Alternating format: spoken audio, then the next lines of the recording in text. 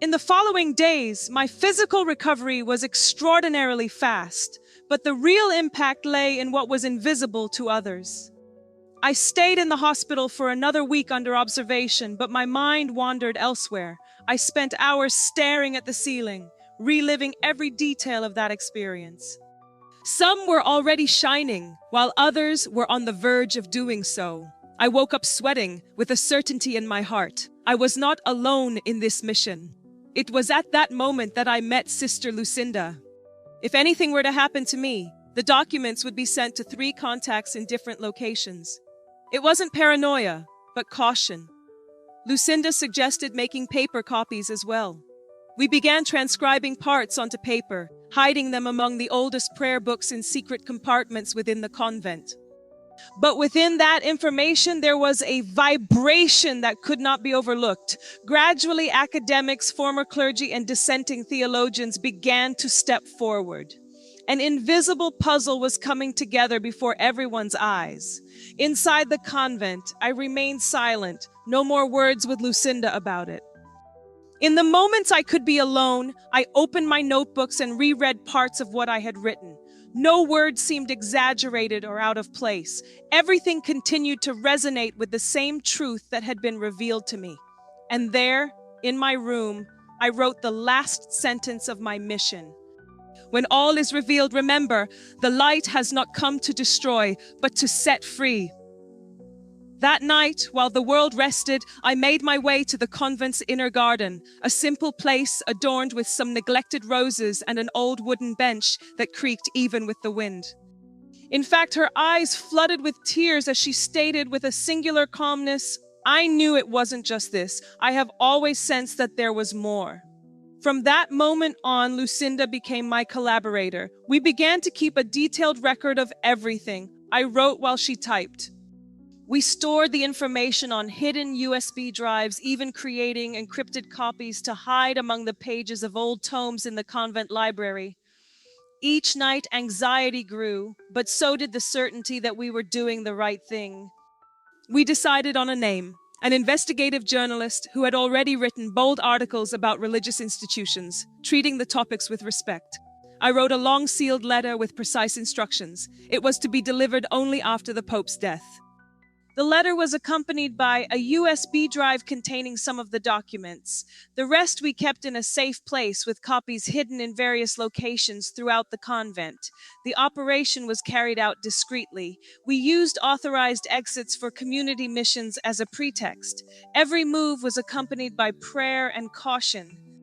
It was as if, at that moment, all titles, promises, and structures had been gently set aside, like a cloak removed with respect yet firmness.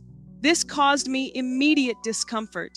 I had dedicated over 40 years to the church. I had fully immersed myself in monastic life. A certain inner veil began to tear, and a very distant memory prior to my religious life began to resurface. They were showing me that my true essence was not tied to the roles I had taken on. It was painful, yet profoundly liberating. It was then that the beings communicated to me without words that I would return. It was not a question or a warning, but a certainty that completely enveloped me, and with it came the weight of the mission. I felt the presence amidst a field of sunflowers and realized, without words, that there was something beyond this world. I witnessed how that authentic calling had been gradually altered by rules, rituals, and structures that stifled that initial brilliance. I witnessed how the very image of God had been forged into a means of control, severe, punitive, and distant, strikingly contrasted with the light that enveloped me in that moment. A light infused with a love so vast it was painful. Then they showed me something even deeper. They told me that the disappearance of that man would throw open the gates to the truth, a sort of spiritual and historical trigger capable of initiating a slow but irreversible collapse of the institution I had always worn like a shield of faith. I was overwhelmed by devastating confusion. How could this be true? I am 63 years old, but I feel as if I were reborn a few months ago when I experienced death for 2 minutes and 39 seconds. Since that day, I am not the same. I have not abandoned the church. I still live in the same convent. I follow the routine, attend mass, and fulfill my duties, but now my spirit is elsewhere. My faith has not faded. It has only taken on a new form. I stopped believing in a structure and began to trust in a light that comes from within, one that doesn't require intercession or approval, a light that shows me every day that the divine is not up there, but within us. In that moment, I realized I was not alone. 3 figures began to materialize in the space beside me. They did not take on human forms, but appeared as shapes of pulsating light, vibrating in tones that I could only describe as sound colors, a kind of sacred synesthesia. I floated slightly above the wrecked car, observing with a mix of calmness and shock. My body remained still among the wreckage, while people around me rushed to help. It was a heartbreaking scene, but I felt no panic, just a profound strangeness, as if I were a spectator of someone's death who had already accepted their fate. I felt it like a heartbeat in my chest. They announced that at the time of her death, buried truths would emerge into the light, not with violence, but with the calm force of a river that finally breaks through a dam. And they warned me, you will have to make a choice. The next instant, everything went dark, total darkness, but not devoid of content, a kind of cocoon. And then a soft and rhythmic sound began to spread, the beep of a machine in a hospital. I returned to my body with such force that I thought I had been pushed from the inside. In them, the same beings of light came to visit me, guiding me through places that seemed too real to be imagined. In one of those dreams, I was taken back to the library of truth. There, I saw a map made of light and dark spots, with heads representing consciousnesses awakening. There, in the presence of those living memories, I understood that the truth was not lost, but simply obscured, and it was not only about the truth of the church, but also about myself. That experience stripped away everything unnecessary to reveal who I truly was, beyond the robes, vows, and titles. And she was young, just arrived at the convent, with a bright gaze that reminded me of myself at 20, but she carried with her a latent unease. We began to chat briefly during simple tasks, like sewing or tending to the garden. She showed curiosity about topics that most sisters tended to avoid. One day, in a moment of trust, I decided to open up to her. I didn't tell her everything at once. That would have been too hasty, but I shared some of the experiences I had lived through. To my great surprise, she didn't judge me as crazy. Each level seemed to hold events, images, emotions, and as I watched, I began to recognize episodes from the history of the church. At first, there were splendid representations, genuine saints, men and women radiating purity, compassion, and true love. My name is Claire Matthews. I am 63 years old, and I have been a nun since I was 20. I chose to pursue a religious life because, from childhood, I felt a strong calling towards something that transcends my existence. I didn't feel the presence of God as I had countless times before, but something greater, a sense of unity, of completeness. For the first time, I didn't ask for approval, didn't seek validation. I simply recognized that I had arrived at the place I needed to be. At midnight, I dreamt of a huge hourglass with golden sand slowly spilling out, and a sweet, firm voice announced, "When the last grain falls, the light will manifest." I woke up before dawn with a strong sensation in my chest, like a warning. A paradoxical feeling of lightness struck me, accompanied by the overwhelming realization that my identity was connected to something that might never have belonged to me. They led me, or rather, guided me without touching me, through a space that was not material yet extremely real. They did not communicate in words, but their intentions and feelings flowed through me directly, as if they were part of me. The most surprising thing was that they simply called me Claire, without any reference to sister or my religious life. In this state of constant vigilance, I began to prepare my final documents. I knew that when the time came, everything had to be in order, clear, and free from any interruptions. With the help of Lucinda, we organized the files chronologically, wrote summaries, clarified symbols, and added personal and spiritual stories that could assist others in understanding what was about to manifest. We also created an automatic sending system. I grew up in a deeply devout Catholic family in a small town in Florida, and I began my religious journey at a young age, joining a congregation dedicated to prayer and charity in St. Augustine. I saw St. Francis surrounded by animals and Teresa of Avila in spiritual ecstasy.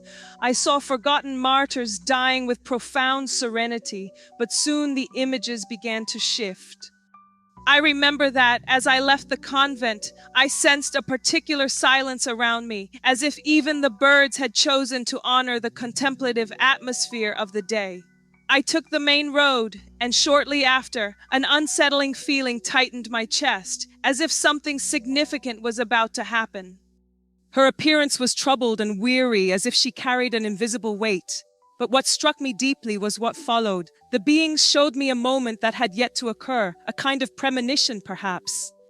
I quietly turned on the small radio we had in the common room, and on a foreign station, I listened to the solemn news. The Pope had been hospitalized in serious condition. The broadcast was uncertain, with no official confirmations. But I already knew. It was the beginning. Lucinda entered the room shortly after, her eyes wide open, silent. She knew it too. There was no need for words. That day was different from all the others. Life in the convent continued its routine, but every movement felt lighter, as if the floor itself was aware of what was about to happen. The panel displayed scenes that sent chills down my spine: clandestine meetings, silent agreements between religious leaders and political figures, wars justified in the name of God, documents burned, lies presented as divine truths.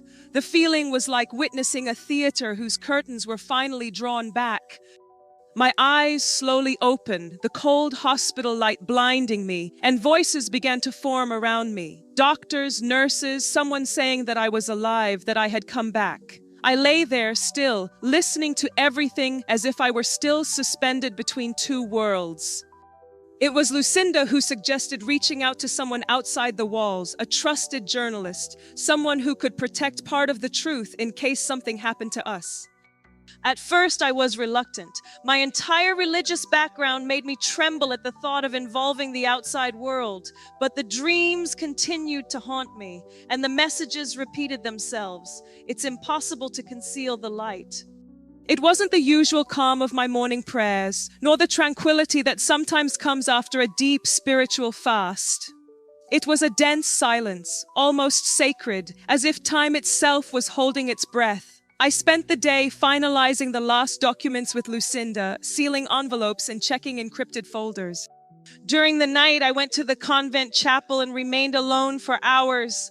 I didn't pray like I used to, nor did I use the usual phrases. I simply sat down on the cold floor, stared at the altar, and whispered, "I'm ready."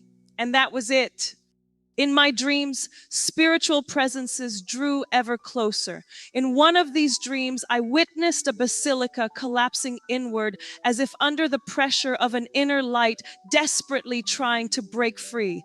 The marble columns came tumbling down, and from within emerged a golden light so intense that it overshadowed everything around it.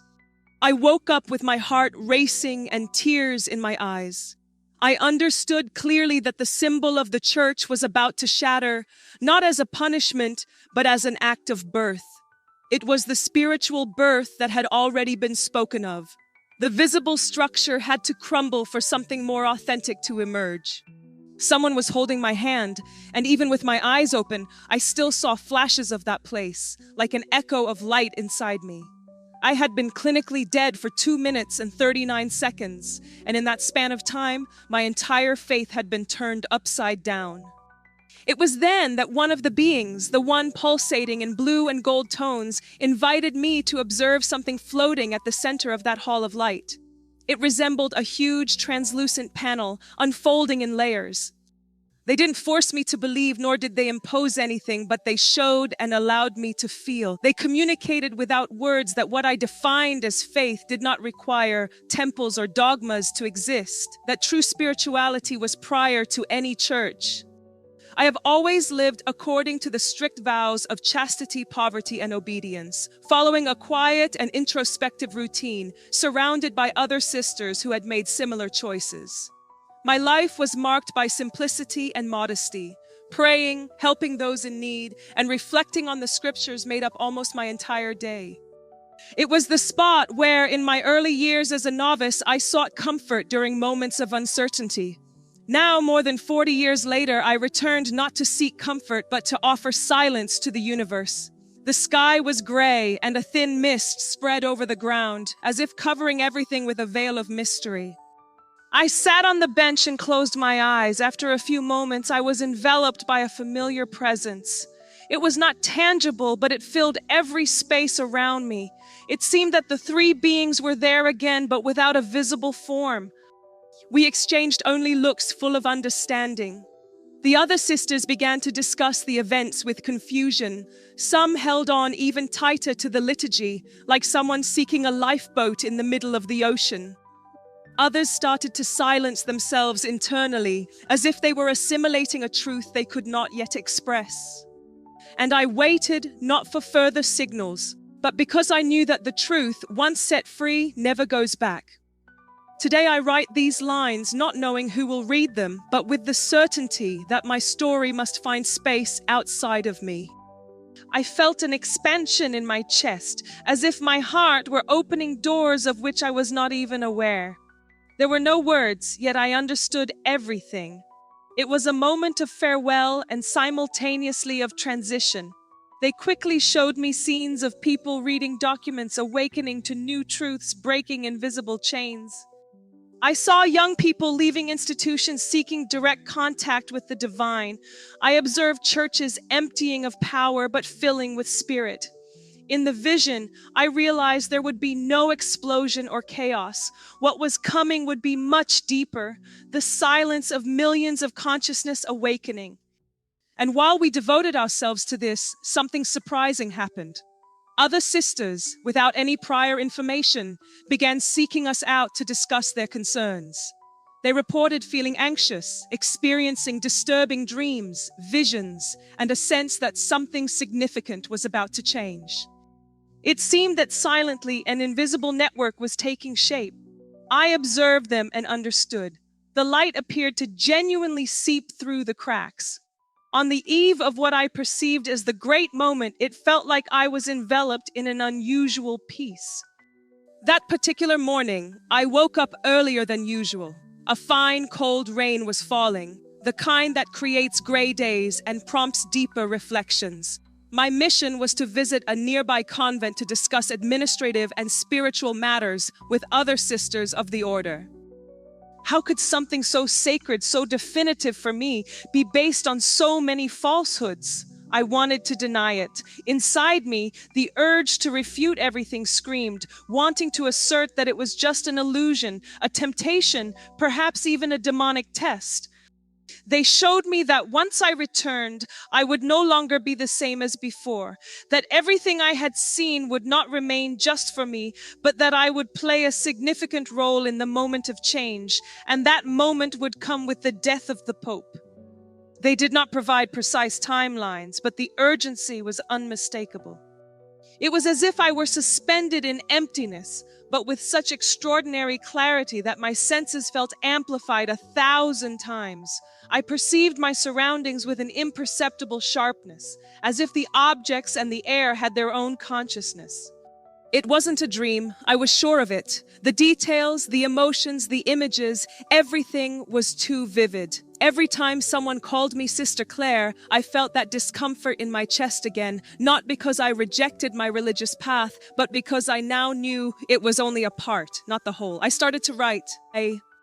I observed how doctrines were not born of divine revelations, but from political assemblies and territorial conflicts. I saw wise and spiritual women erased from history, their names obliterated by ink and fire. We knew we were facing powerful ancient forces, and if they discovered us, they could silence us. But we were also aware that the truth protects itself, and that gave us courage. As time passed, I began to sense small signs that something was approaching. Discreet news, often overlooked, circulated regarding the Pope's health, with silent hospitalizations and emergency meetings in the Vatican. For many, it was simply a natural aspect related to age, but I perceived it differently. It was as if an invisible vibration resonated in my body, marking the passage of time. And if I'm writing this here, in this space where many people share stories that few dare to express aloud, it's because I'm aware that my experience is just another spark in a silent fire that's already been lit. If there's one lesson I've learned from all this, it's that truth is a living force. It doesn't shout, doesn't force, and doesn't destroy. It simply waits, patiently, until we are ready. But there was a vibration in that information that could neither be overlooked nor ignored. Gradually, researchers, ex-clergy members, and skeptical theologians began to step forward. An invisible puzzle was coming together before everyone's eyes. Inside the convent, I remained silent. I exchanged no further words with Lucinda on this topic. We simply shared knowing glances. The other sisters began to discuss the events in confusion. Some clung more determinedly to the liturgy, like someone searching for a lifeboat in the middle of the ocean.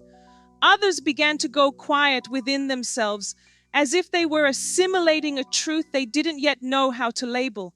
And I waited, not seeking further signs. I knew, in fact, that once released, truth never retracts. Today I write these lines without knowing exactly who will read them, but with the awareness that they must exist beyond me. I am 63 years old, but I feel as if I was reborn just a few months ago when I died for 2 minutes and 39 seconds. Since that moment, nothing has been the same. I haven't left the church. I still live in the same convent. I maintain my routine, attend Mass, and fulfill my duties, but now within me I'm elsewhere. My faith hasn't disappeared. It has simply taken on a new form. I stopped trusting in a structure to place my hope in an inner light, which doesn't require intercession or consent. A light that reveals to me every day that the divine is not above us, but within us. And if I write here, in this space where many people share experiences that few dare to voice out loud, it's because I understand that my story is just another spark in a silent fire that's already burning. If there's one lesson I've learned from all this, it's that truth is a living force. I've been surrounded by prayers my entire life, but it was only in the silence of near death that I first heard the voice of reality, and it didn't come from an authoritative figure, nor from a sacred text, nor from visions of heaven or hell. It came from the eyes of luminous beings who simply called me Claire. They freed me from labels so I could finally recognize myself and entrusted me with a mission. To be a bridge between what has been and what is yet to come, not to destroy, but to announce. The world is undergoing a change, not through rebellion, but through revelation. And when the next awakening happens, do not fear. The light already knows the way. If this story has touched your heart in any way, I ask you, what if what you believe about spirituality is just a facade? What would you do if a truth were revealed to you that could change everything? Share in the comments your feelings as you read this account. Have you ever had a similar experience, or do you know someone who has faced situations like this? Let's discuss. Your voice might offer a new perspective to someone else. This tore me apart, yet at the same time, it liberated me, for deep down, something within me already knew it. I had never found the courage to face it. After those visions, I felt as if a deep silence surrounded me. It was a silence devoid of sound, yet dense, anticipating something sacred or irreversible. They said I had survived by a miracle, and I knew it, but they had no idea what kind of miracle it was. I resumed my physical routine, but not my spiritual one. There was a newness in me, a silent flame burning within. During community prayers, I still participated, but now I listened to the words with a different kind of attention. Some Bible verses that once comforted me now resonated differently, as if I understood what had previously been missing. I began to have visions in my dreams, dreams so vivid they resembled out-of-body experiences. Everything that had remained hidden behind the scenes of institutional faith was unveiled, and what I saw had nothing to do with what I had been taught. It was in that whirlwind of revelations that a scene manifested that completely shattered me. I saw the face of the current pope still alive at the time of the vision. I relived moments from my life that I had forgotten or distorted in the name of faith. I saw my first calling when I was still a young girl. Here the texts were not read with the eyes. With each touch, every book opened up memories, emotions, and truths that seemed to span centuries. I saw sacred writings transformed over time, strategically placed commas, entire passages rewritten to serve human interests. Part of me remained the disciplined nun, following the rules and repeating the dogmas with devotion. But the beings of light were present, transmitting to me a compassion so profound that no part of me could connect them to evil. In them, there was a purity I had never experienced, not even in the highest moments of prayer. Those words resonated within me with a weight that no religious belief had ever offered. In that place, there were no dogmas, only responsibilities. I was destined to be a witness, bound to carry the truth and decide how to manage it. At that moment, although it was one of the strangest I had experienced, I felt no fear. It doesn't shout, it doesn't force, it doesn't destroy, it just waits, waiting for us to be ready. I stood there, in the center of that vibrant hall, trying to absorb everything. The beings then led me to another place even harder to describe. It seemed like a shapeless temple where books floated in the air as if they had a life of their own. That place was called the Library of Truth. In a few moments, I felt the violent impact, a white flash that engulfed my senses, and suddenly everything faded into total silence. When I opened my eyes again, or perhaps I should say when I awoke in a place different from my body, I felt neither pain, nor fear, nor sound. I can't describe it any other way. When I stepped into that place, I felt completely watched, as if all my thoughts, fears, memories, and beliefs were exposed and understood simultaneously. Nothing was judged, nothing was hidden, and in that context began what was termed deprogramming. It was a routine task for me, something I had done dozens of times before. I drove an old Toyota from the congregation, one of those with worn seats that made strange noises from the engine.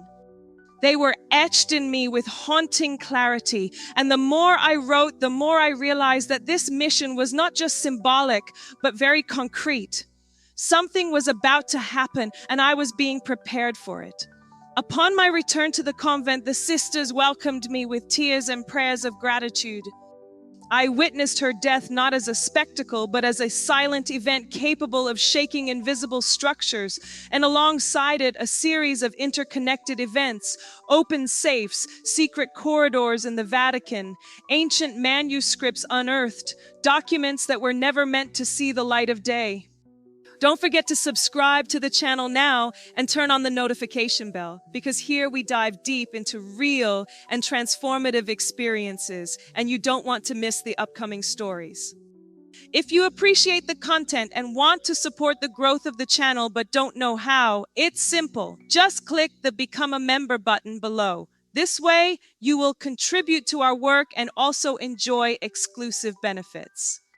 And if you want to continue this journey with us, click on the next video that will appear on the screen. It brings another powerful story that will challenge everything you believe. See you there until next time.